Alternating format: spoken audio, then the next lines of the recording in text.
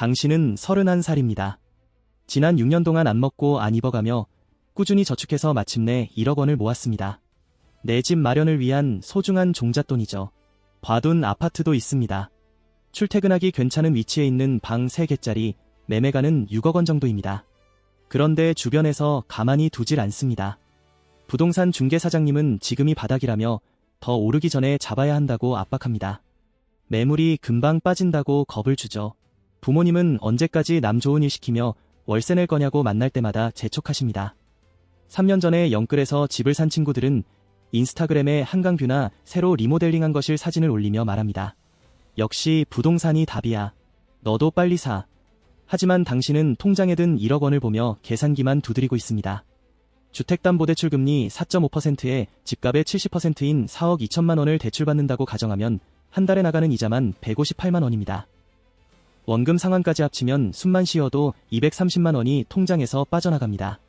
여기에 재산세도 내야 하죠. 아파트 관리비는 또 어떻습니까? 매달 꼬박꼬박 30만 원은 나갑니다. 낡은 보일러라도 고장 나거나 누수라도 생기면 수리비는 별도고요. 다 합쳐보니 집을 유지하는 데만 월 300만 원 가까이 듭니다. 가구는 사기도 전이고 취등록세는 계산도 안 했는데 말이죠. 반면 당신은 지금 비슷한 컨디션의 집에서 보증금 1억에 월세 150만 원을 내고 살고 있습니다. 감으로는 지금 사는 월세가 훨씬 합리적인 것 같은데 주변 사람들은 다들 당신이 큰 실수를 하고 있다고 말합니다. 월세는 길바닥에 버리는 돈이야. 전세를 끼고 사든 무리를 해서라도 등기를 쳐야 자산이 늘어나지. 그래서 당신은 밤잠을 설치며 스스로에게 묻습니다. 도대체 뭐가 진짜로 더 싼 걸까? 아무도 말해주지 않는 진실, 바로 5% 룰을 알기 전까지는요. 이 룰을 이해하면 소장님의 재촉도 부모님의 잔소리도 걸러 듣게 됩니다. 막연한 불안감이 아닌 실제 숫자로 결정할 수 있게 되니까요. 월세는 돈 버리는 거라는 말이 얼마나 많은 사람을 하우스푸어로 만들었는지 아시나요? 지금 무리해서 아파트를 매수해야 할지 아니면 월세로 살며 투자를 해야 할지 고민 중이라면 오늘 이야기가 명확한 기준이 될 겁니다. 2026년 대한민국 현실 숫자로 월세와 매매를 제대로 뜯어보겠습니다. 결론이 당신이 듣고 싶었던 답이 아닐 수도 있다는 점 미리 말씀드립니다. 바로 핵심으로 들어가겠습니다. 월세는 돈을 버리는 것이고 집을 사면 내 자산이 차곡차곡 쌓이는 것이다. 그럴듯하게 들립니다. 대한민국 부동산 불패 신화가 만들어낸 가장 강력한 믿음이죠. 하지만 이건 완전히 틀렸습니다. 왜냐하면 아무도 말해주지 않는 사실이 있거든요. 집을 소유해도 매달 돈을 길바닥에 버립니다. 다만 그 돈이 집주인 주머니가 아니라 다른 곳으로 새어나갈 뿐이죠. 2026년 한국 부동산 시장 전망을 보면 월세는 이제 돈 없는 사람들의 차선책이 아니라 똑똑한 사람들의 전략처럼 보이고 있습니다. 그리고 이걸 증명하는 수학 공식이 있습니다. 하지만 그 계산을 하기 전에 소유할 때 사라지는 진짜 비용 3가지부터 짚고 넘어가야 합니다. 아무도 이 얘기를 안 하지만 이게 바로 집을 샀을 때 버리는 돈입니다. 첫 번째, 세금입니다. 집을 사는 순간 정부에 월세를 내기 시작하는 셈입니다. 6억 원짜리 아파트를 사면 취득세만 600만 원에서 1000만 원 가까이 나갑니다. 이건 시작일 뿐이죠. 매년 재산세가 나옵니다. 집값이 오르면 기분은 좋겠지만 재산세도 같이 오릅니다. 만약 고가 주택이나 다주택자가 되면 종합부동산세까지 나옵니다. 이 돈은 저축되는 게 아닙니다. 대한민국이라는 땅에 집을 소유할 권리를 얻기 위해 정부에 매달 내는 구독료나 마찬가지입니다. 두 번째, 유지 보수 비용입니다. 아파트는 좀 덜하지 않냐고요. 천만의 말씀입니다. 관리비 고지서를 자세히 보시면 장기수선 충당금이라는 항목이 있습니다. 아파트 외벽 칠하고 승강기 고치는 비용을 매달 적립하는 거죠. 내 집이면 이 비용은 고스란히 내 몫입니다. 전구나 수도꼭지 같은 소모품은 애교입니다. 보일러가 고장나면 100만 원이 깨지고 10년 지나서 인테리어라도 새로 하려면 수천만 원이 듭니다. 이건 자산 가치가 올라가는 게 아닙니다. 집이 썩지 않게 현상 유지하는 비용일 뿐이죠. 월세 살 땐 집주인에게 전화 한 통이면 해결되던 문제들이 내 집이 되는 순간 전부 내 지갑을 털어갑니다. 세 번째, 기회비용입니다. 이 부분을 아무도 제대로 설명하지 않는데 여기가 5% 룰이 나오는 핵심이니 집중해주세요. 돈에는 기회비용이 있습니다. 당신이 아파트를 사기 위해 깔고 앉은 그 1억 원. 그 돈이 아파트에 묶이는 순간 당신은 그 1억 원으로 할 수 있었던 다른 투자의 기회를 영원히 잃어버립니다. 1억 원을 연 4% 정기예금에만 넣어둬도 1년에 400만 원, 한 달에 33만 원의 현금이 나옵니다. 미국 S&P 500에 투자했다면 더 큰 수익을 냈겠죠. 집을 사는 순간 이 수익을 포기하는 겁니다. 이것도 당신이 버리는 돈입니다. 게다가 나머지 4억 2천만 원은 은행 대출이죠. 금리 4.5%라고 치면 1년의 이자만 1,890만 원입니다. 원금 갚는 건 저축이라 쳐도 이자는 그냥 은행에 주는 월세입니다. 사라지는 돈이죠. 자, 이제 전부 더해봅시다. 재산세, 유지보수비, 내 돈 1억 원의 기회비용, 그리고 은행 대출이자. 이 사라지는 돈들을 합치면 대략 집값의 연 5% 정도가 됩니다. 계산법은 아주 간단합니다. 사고 싶은 아파트 가격의 5%를 곱하고 12로 나누세요. 6억 원짜리 아파트 곱하기 5%는 3천만 원. 이걸 12달로 나누면 월 250만 원입니다. 250만 원이 당신이 집주인으로서 매달 길바닥에 버리는 돈입니다. 다시는 못 보는 돈이죠. 월세처럼요. 그러니까 만약 비슷한 컨디션의 아파트 월세가 250만 원보다 싸다면 재무적으로는 월세가 무조건 이득입니다. 지금 당신이 보고 있는 그 아파트 네이버 부동산 켜서 매매가 확인해보세요. 거기에 0.05를 곱하고 12로 나눠보세요. 그 금액이 지금 그 아파트의 월세 시세보다 비싼가요? 싼가요? 이 간단한 계산만으로도 멘탈이 흔들릴 겁니다. 하지만 이건 시작에 불과합니다. 2026년 대한민국 시장 상황을 대입하면 더 충격적인 결과가 나오거든요. 다음 챕터에서 구체적인 숫자로 증명해드리겠습니다. 이제 2026년 대한민국 부동산 시장에서 실제로 무슨 일이 벌어지고 있는지 이야기해봅시다. 숫자들이 꽤 잔인합니다. 많은 분이 아직도 2020년, 2021년의 기억 속에 살고 있습니다. 자고 일어나면 1억이 올라있던 그 시절 말이죠. 그래서 지금 당장 이자 내는 게 힘들어도 나중에 집값이 오르면 다 보상받는다고 믿습니다. 하지만 2026년의 현실은 다릅니다. 우선 금리부터 볼까요? 2026년 시중 주택담보대출 금리는 여전히 4%대에서 움직이고 있습니다. 사람들은 언젠가 다시 2%대 금리가 올 거라고 기대하지만 금융 전문가들의 전망은 냉정합니다. 저금리 파티는 끝났습니다. 이제 우리는 중금리가 뉴노멀인 시대를 살고 있습니다. 집값은 어떨까요? 지방은 이미 하락세가 뚜렷하고 서울과 수도권 일부 지역만 보합세를 유지하거나 아주 미미하게 오르고 있습니다. 인구는 줄어들고 성장은 정체됐습니다. 과거처럼 무조건 우상향한다는 믿음이 흔들리고 있죠. 그런데 여기서 월세 시장은 좀 흥미롭습니다. 전세 사기 공포 때문에 월세 수요가 늘어나면서 월세 가격이 오르긴 했습니다. 하지만 중요한 건 상대적 가격입니다. 아까 우리가 계산했던 6억 원짜리 아파트를 다시 가져와 봅시다. 5% 룰에 따르면 이 집을 소유하는 데 들어가는 버리는 돈은 월 250만 원이었습니다. 그런데 이 아파트의 월세 시세는 보증금 1억에 월 150만 원 정도입니다. 자, 여기서 계산이 명확해집니다. 집을 사면 매달 250만 원이 공중분해됩니다. 이자, 세금, 유지비, 기회비용, 월세로 살면 매달 150만 원만 사라집니다. 집을 사는 순간 당신은 매달 100만 원씩 손해를 보고 시작하는 게임에 들어가는 겁니다. 1년이면 1200만 원, 10년이면 1억 2천만 원입니다. 물론 집주인들은 이렇게 반박할 겁니다. 야, 월세는 그냥 남 좋은 일 시키는 거지만 집값은 오르잖아. 나중에 팔면 이득이야. 맞습니다. 집값은 오를 수 있습니다. 하지만 얼마나 올라야 본전일까요? 이게 핵심입니다. 당신이 매달 250만 원, 연간 3천만 원의 비용을 치르고 있습니다. 그렇다면 집값이 매년 최소 3천만 원, 즉 5% 이상 올라줘야 겨우 본전입니다. 돈을 번 게 아니라 잃지 않은 게 되는 겁니다. 매년 5%씩 꾸준히 오르는 게 쉬울까요? 6억짜리 집이 내년에 6억 3천, 내후년에 6억 6천, 10년 뒤에 10억이 되어야 본전이라는 소리입니다. 대한민국 인구 구조와 경제 성장률을 고려했을 때 이게 확실한 베팅일까요?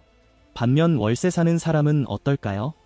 매달 아끼는 100만 원을 S&P 500 같은 지수 추종 ETF에 적립식으로 투자한다고 가정해봅시다. 그리고 집에 묵이지 않은 종잣돈 1억 원도 굴리고 있죠. 역사적으로 주식시장은 연평균 8에서 10% 성장했습니다. 특히나 코스피 5000 시대, AI가 쏘아올린 불장 시대에는 더 성장할 수도 있죠. 집처럼 세금을 왕창 떼가지도 않고 보일러 고칠 일도 없습니다. 10년 뒤를 시뮬레이션 해보면 결과는 충격적입니다. 많은 시나리오에서 월세 살면서 차액을 투자한 사람 이 무리에서 집을 산 사람보다 1억 원에서 2억 원 이상 더 부자가 되어 있을 확률이 높습니다. 이건 단순한 계산착오가 아닙니다.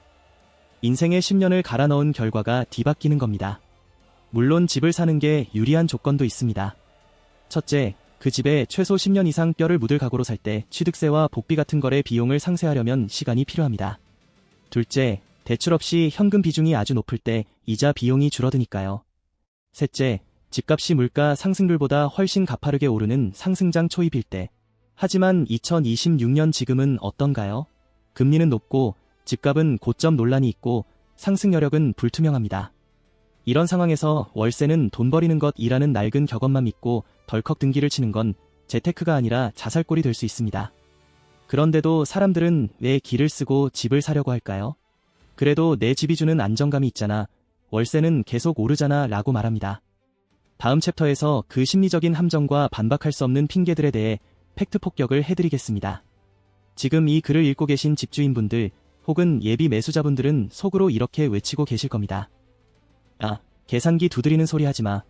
그래도 내 집이 주는 심리적 안정감이 얼마나 큰데. 강제 저축 효과 무시하냐. 빚 갚으면서 돈 모으는 거지. 월세는 계속 오르잖아. 내 집은 인플레이션 방어가 된다고 하나씩 팩트체크 들어갑니다. 감정을 걷어내고 진짜 숫자를 봅시다. 첫째, 내 집은 자산이 쌓인다는 착각입니다. 물론 원금을 갚으면 내 자산이 됩니다. 하지만 대출 초반을 보십시오. 30년, 40년 만기 주택담보대출의 첫 5년, 10년은 원리금의 대부분이 이자입니다. 4억 8천만 원 대출받아서 월 250만 원씩 갚는다고 칩시다. 처음 몇 년간은 그중 180만 원이 이자고 원금은 고작 70만 원 갚습니다. 나는 저축하고 있어 라고 생각하지만 사실은 은행에 월세 180만 원 내면서 70만 원 적금 붙는 꼴입니다. 반면 월세 사는 사람은 그 차액 100만 원을 온전히 내 통장에 꽂아 넣습니다. 5년 뒤 누가 더 많은 현금을 쥐고 있을까요? 둘째, 대출이 강제 저축을 시켜준다는 핑계입니다. 많은 분이 나는 의지가 약해서 빚이 있어야 돈을 모은다 라고 합니다. 솔직해집시다. 그냥 월급 들어오자마자 100만 원을 주식 계좌나 적금으로 자동이체 걸어두면 됩니다. 그게 강제 저축입니다. 왜 굳이 은행에 수천만 원의 이자를 갖다 바치면서 강제성을 사야 합니까? 그건 저축이 아니라 비싼 수수료를 내는 금융호구가 되는 길입니다. 등기 권리증이라는 종이 한 장을 얻기 위해 주택시장 하락의 리스크와 거래 비용을 전부 떠안을 필요는 없습니다. 셋째, 월세는 오르지만 대출 원리금은 고정이다 라는 말입니다. 반은 맞고 반은 틀립니다. 은행에 갚는 돈은 고정일 수 있습니다. 하지만 총 주거비는 절대 고정이 아닙니다. 재산세는 매년 오릅니다. 건강보험료도 지역가입자라면 집 때문에 오릅니다. 아파트 관리비와 수선충당금은 물가 상승률보다 더 가파르게 오릅니다. 낡은 아파트일수록 인테리어 비용, 배관 수리비는 기하급수적으로 늡니다. 월세 사는 사람은 보일러 고장나면 집주인에게 전화하면 끝입니다. 하지만 집주인은 그 모든 비용을 추가로 감당해야 합니다. 인플레이션은 집값만 올려주는 게 아니라 집을 유지하는 비용도 똑같이 올려버립니다. 물론 수학적으로 표현할 수 없는 내 집의 가치가 있습니다. 2년마다 이사 다닐 걱정 없고 못 하나 박을 때 눈치 안 봐도 되고 내 취향대로 인테리어를 뜯어고칠 수 있는 자유. 이건 분명 큰 장점입니다. 뿌리 내림이 주는 정서적 안정감은 돈으로 환산하기 어렵죠. 하지만 반대급부로 보이지 않는 비용도 있습니다. 더 좋은 직장, 더 좋은 기회가 다른 도시에 생겨도 쉽게 떠날 수 없습니다. 집을 팔고 사는 건 주식처럼 클릭 한 번으로 되는 게 아닙니다. 복비, 이사비, 세금으로 수천만 원이 깨지고 몇 달이 걸립니다. 그리고 자산이 콘크리트 벽 속에 갇힙니다. 급한 돈이 필요할 때 벽돌을 빼서 쓸 수 없습니다. 집은 있는데 현금이 없어서 라면만 먹는 하우스 푸어의 삶. 과연 그걸 안정적인 삶이라고 부를 수 있을까요? 최근 미국의 한 설문조사에 따르면 임차인의 절반 이상이 집주인이 되는 비용과 스트레스 때문에 차라리 월세가 낫다고 답했습니다. 이건 패배자의 변명이 아닙니다. 계산기를 두드려본 똑똑한 사람들이 빚 좋은 개살구 대신 실속 있는 현금을 선택하고 있는 겁니다. 결국 선택은 당신의 몫입니다. 하지만 남들이 사니까, 부모님이 사라고 하니까 사는 건 최악입니다. 그렇다면 2026년 우리는 어떤 결론을 내려야 할까요? 무조건 평생 월세 살라는 걸까요? 아닙니다. 마지막 챕터에서 이 긴 고민의 마침표를 찍어드리겠습니다. 딱 30초 만에 답을 내는 최종 행동 지침입니다. 월세는 돈을 버리는 짓이다. 집을 사는 건 무조건 남는 장사야. 둘 다 틀렸습니다. 진실은 이겁니다. 월세도 매매도 둘 다 매달 사라지는 돈이 있습니다. 우리가 해야 할 질문은 단 하나뿐입니다. 어느 쪽이 덜 버리느냐? 5% 룰은 이 질문에 30초 만에 답을 줍니다. 지금 당장 스마트폰 계산기를 켜세요. 매매가 곱하기 사인 0.05, 나누기 사인 12 손익분기 월세. 아까 예로 들었던 6억 원짜리 아파트로 다시 해봅시다. 6억 곱하기 0.05, 나누기 12, 월 250만 원이 나옵니다. 이게 당신이 집주인이 되었을 때 이자, 세금, 기회비용으로 매달 공중분해시키는 비용입니다. 자, 이제 네이버 부동산을 켜서 그 아파트의 월세 시세를 보세요. 만약 월세가 250만 원보다 싸다면 월세로 사는 게 이득입니다. 당신은 매달 100만 원씩 덜 버리고 있는 겁니다. 그 차액 100만 원을 주식이나 ETF에 투자하세요. 10년 뒤 당신은 등기 권리증만 쥐고 있는 친구보다 훨씬 더 많은 현금 자산을 갖게 될 겁니다. 반대로 만약 월세가 250만 원보다 비싸다면 그때는 집을 사는 게 맞습니다. 소유 비용이 더 싸게 먹히니까요. 아주 간단합니다. 나머지는 다 소음입니다. 이 동네는 뜬다더라. GTX가 뚫린다더라. 이런 말에 흔들리지 마세요. 미래는 아무도 모릅니다.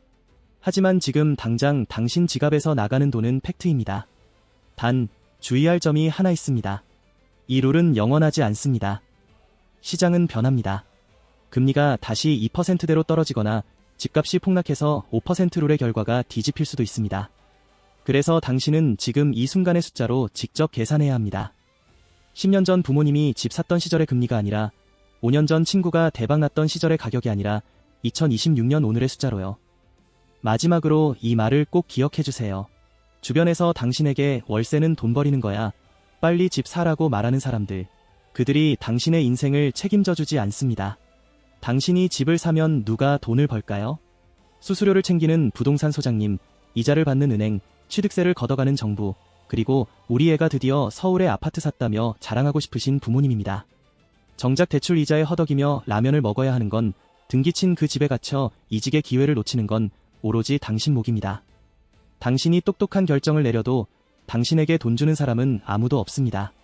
그래서 스스로 계산해야 합니다.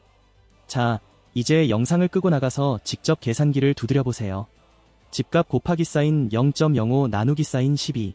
이 간단한 공식 하나가 당신의 10년, 아니 평생의 부를 결정지을 수도 있습니다. 여러분의 통장이 웃는 그날까지 저는 계속 숫자로 팩트를 때리겠습니다. 시청해주셔서 감사합니다. 다음 영상에서 뵙겠습니다.